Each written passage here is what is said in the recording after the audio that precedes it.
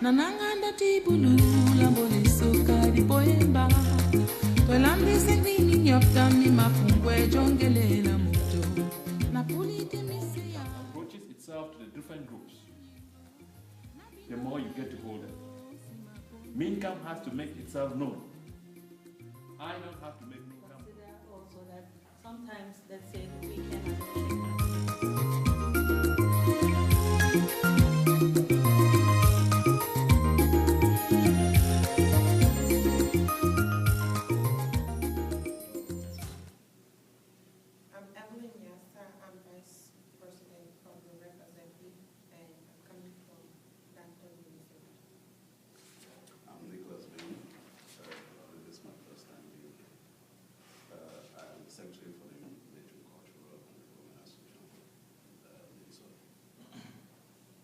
And I'm Eden Mocho. I'm the president of the Center Cultural Association and the secretary for the Cultural Association. I'm Raymond Fu. I'm secretary for SOBA Minnesota. The chief of MINCAM Minnesota. I'm Robert Tamukom. I'm the president of MINCAM, and in my capacity, I also represent the Cultural Development Association in Minnesota. Secretary of MINCAM Minnesota. Ken Foggin, I'm the president of St. Beats Excellent Association. Joe Kelly, also Minnesota. I'm actually the appointed representative. My president is here by mistake. Mistake. Both of you are supposed to be here. Well, and eventually both of us showed up. But yeah. Yeah, I'm King Already, president of Bacosin Minnesota and financial secretary for MINCAM. If between the former secretary and our current secretary, if somehow in between any of us that can remember if there are any gaps or gaps in the sense of negative, if there are anything to forget, that we can also chip into the general remarks of the General Assembly. Well, let me just say something as a former Secretary General who was part of the General Assembly. I will first of all apologize that the report is not yet ready. There have been some difficulties of reviewing the tape from the video tape from the event, so we can get the report out of, because actually taking notes wasn't possible. That will be done. The tape that was taken was of the old videotape edition, so it was difficult for us to really get into or to review it. So now that we have a video camera to be able to do that, I think that will be done. I think, but as far as the resolutions are concerned, I think what we want to know is what was said in the General Assembly that really the Rep Assembly has to act on. And one of the things that was clearly articulated from there, and I think there was even the resolution that was put up, was that there were a lot of suggestions on how to improve the bylaws, and that the Rep Assembly should constitute a committee to elicit proposals on how to improve on the bylaws. And the recommendation, again, we probably have to look through that tape more thoroughly, but we have to be careful not to throw out the baby with the bathwater. As he probably addressed something to the fact that, I mean, like those of us who try to make time to go to meetings, if there's something to be done, on that day of the general meeting, there was quite very, very unflattering remarks being made about the bylaws. There are people who put in precious good time to come up with the bylaws as they are. And the fact that they will criticize is good, but also if you're going to criticize, now is the time to come up with your own ideas that are good, which should be fed into the bylaws. So my hope is that when the leadership of the Rep Assembly calls a meeting, hopefully people show up. Because what comes out of that meeting is what we'll get in the end. We cannot wait till everybody gets here and then say, okay, now everybody knows. No.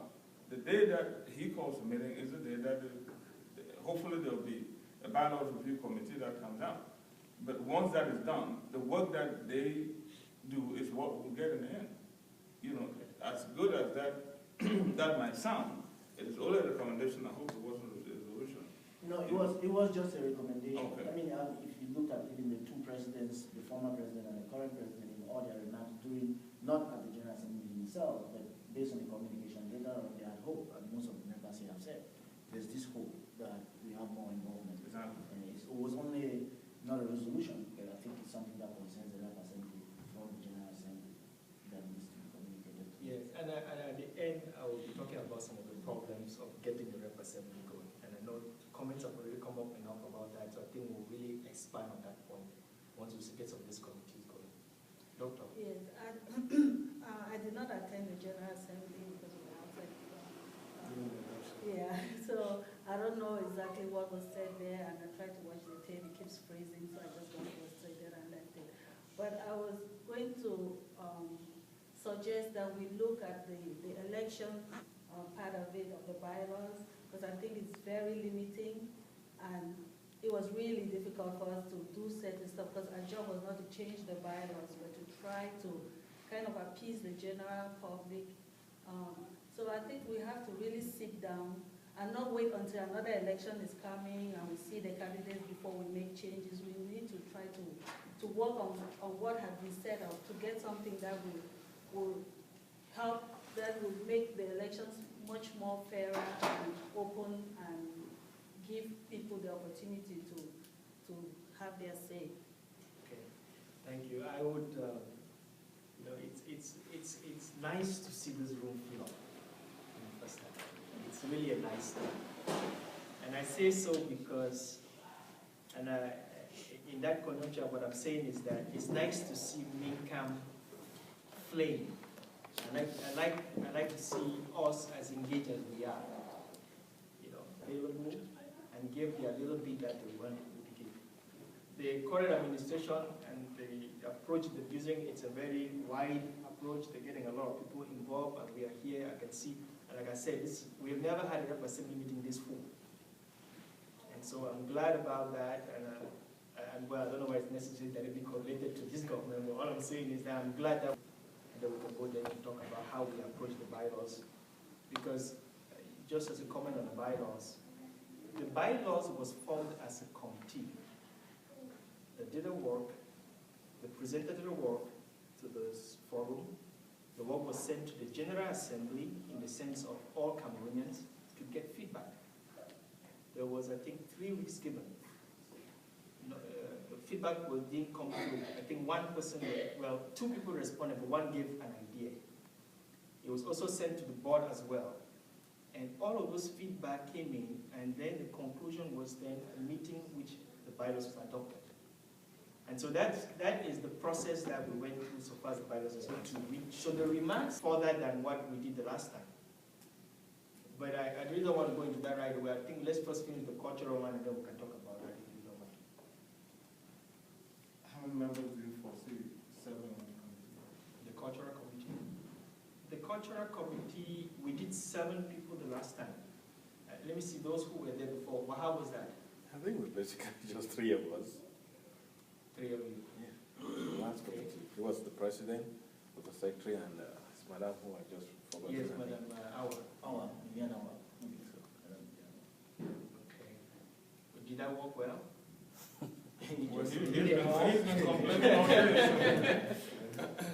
I could. Mr. President, I think I want to differ with you a little bit. I think it's an organizational role. Their role is to organize the cultural event. And they do that, and coordination is part of that. Because they elicit input and collaborations from other branches of MINCAM as well as the committees that have been set up.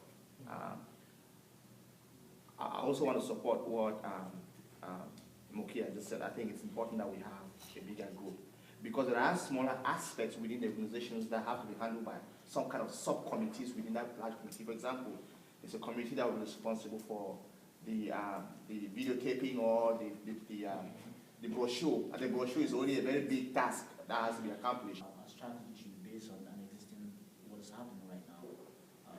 We have different committees already. And so if we're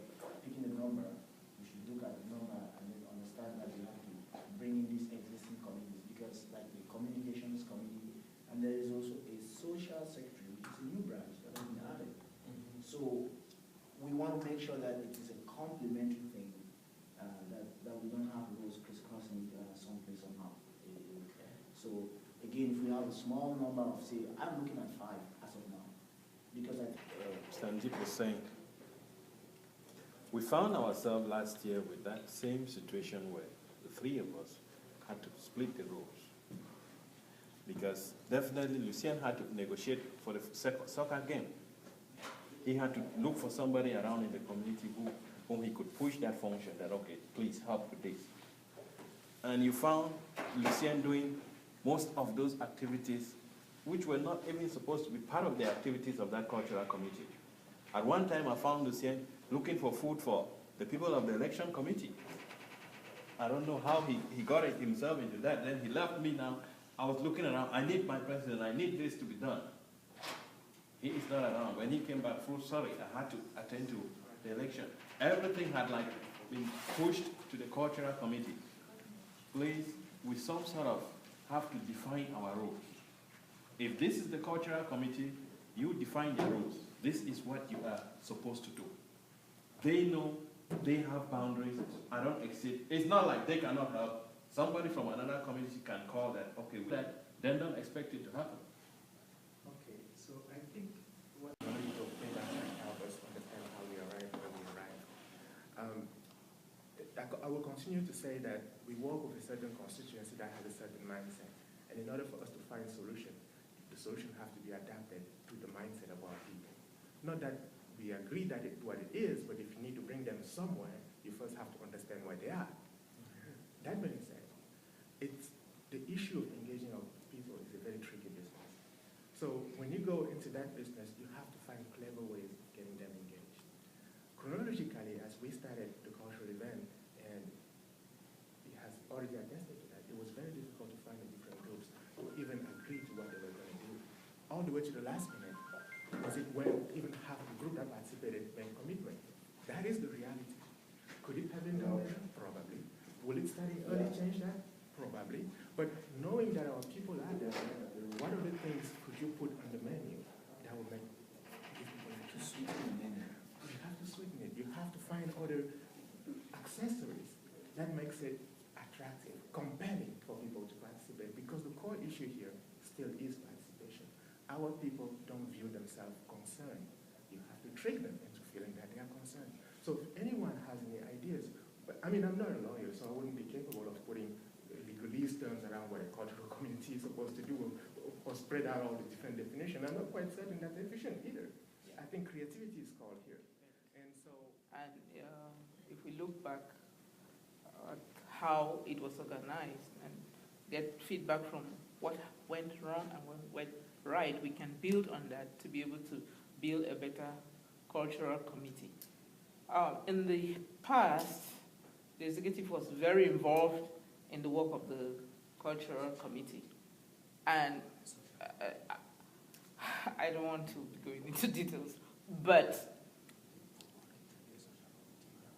if we develop specific rules for this committee and let them execute the rules and following up what he said, get people involved, I think there will be boundaries that others will not cross, and then there will be efficiency, because when it is loose, for instance, it's not just about food. Lucien will call me, I'm in church. So, madam, what about the chicken at the, what is that, picnic? Hello? Because I'm vice president, he has to call me. You know, so, but if the committee, it's given their responsibility, they know that X is doing this, D is doing this. We don't have to be there all the time. We oversee, no doubt, but I'm of the opinion that we should actually define what this cultural committee is going to do. And the cultural event as a whole, I think that last sentence can be interpreted to mean that